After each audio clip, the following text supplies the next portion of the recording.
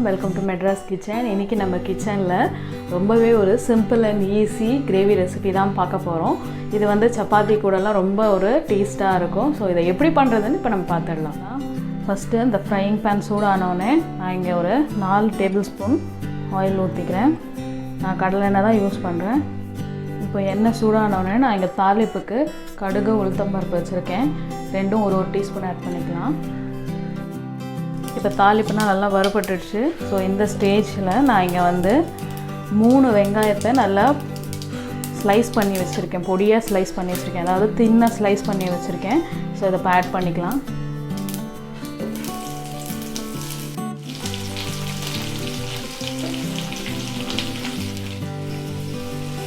இந்த வெங்காயம் எல்லாம் நல்லா சாஃப்ட் ஆகணும். இது சாஃப்ட் ஆகிற வரைக்கும் நல்லா வேகட்டும். அதுக்கப்புறம் நம்ம நெக்ஸ்ட் இன்க்ரீடியன்ஸ்லாம் ஆட் பண்ணலாம்.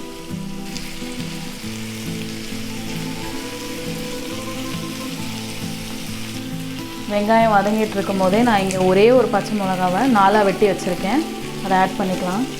நெக்ஸ்ட்டு கருவேப்பிலை வச்சுருக்கேன், அதையும் ஆட் பண்ணிக்கலாம்.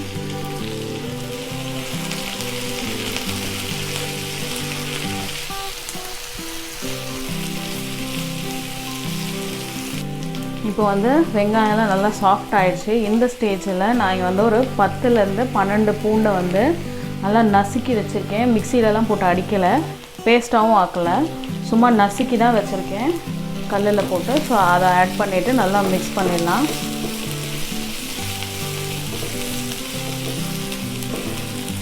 நம்மளோட வெங்காயம்லாம் நல்லா கோல்டன் ப்ரௌன் கலரில் வெந்துருச்சு. ஸோ இந்த ஸ்டேஜில் நம்ம மசாலா எல்லாத்தையும் ஆட் பண்ணிடலாம். ஃபஸ்ட்டு நான் இங்கே வந்து 1/4 டீஸ்பூன் மஞ்சள் தூள் வச்சுருக்கேன், அதை ஆட் பண்ணிக்கலாம்.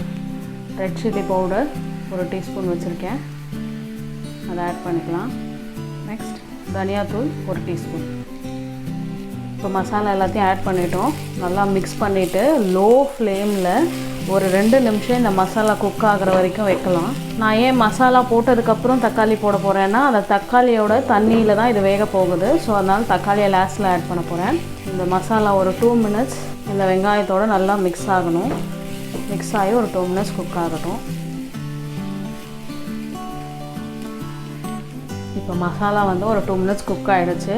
இப்போ நான் வந்து இங்கே 4 தக்காளியை நல்லா ஸ்லைஸ் பண்ணி வச்சுருக்கேன் மெலிசா. ஸோ இதை ஆட் பண்ணிக்கலாம். இப்போது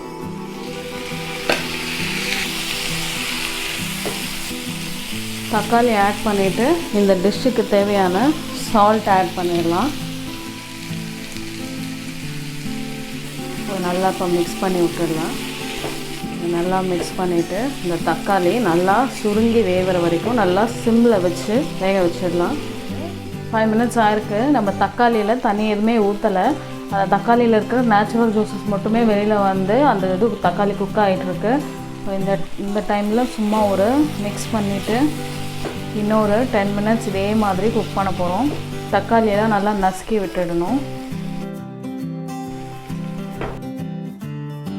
இப்போ நல்லா இந்த தக்காளியெல்லாம் நல்லா வெந்துருச்சு. இன்னும் கொஞ்சம் நேரம் இதை நல்லா ஒரு 10 to 15 மினிட்ஸ் நல்லா ஸ்லோ ஃப்ளேமில் வச்சு ட்ரை ஆகிற வரைக்கும் குக் பண்ணி ஆஃப் பண்ண போகிறோம். நம்மளோட கிரேவி இப்போ நல்லா ட்ரை ஆகிடுச்சு. ஸோ இப்போ இந்த ஸ்டேஜில் நம்ம கேஸ் ஆஃப் பண்ணிவிட்டு இதை பவுலுக்கு மாற்றிடலாம்.